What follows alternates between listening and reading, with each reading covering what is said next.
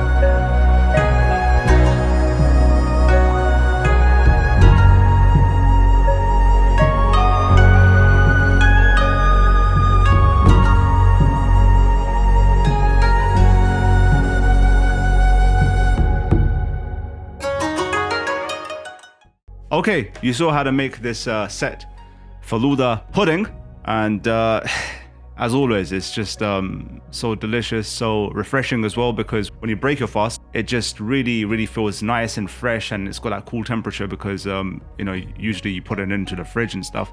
So it's just delicious, very sweet. It has a very nice texture to it as well. So I fully emphasize that you all that are watching this, you really give this a go, especially if you haven't tried this ever before. I am convinced that everyone will really enjoy this. So go ahead and try that out. And with that said, view our bread gulab jamun recipe over here, view our sweet zarda rice recipe over here, and our East African mandazi recipe over here. And with that said, catch you in the next one.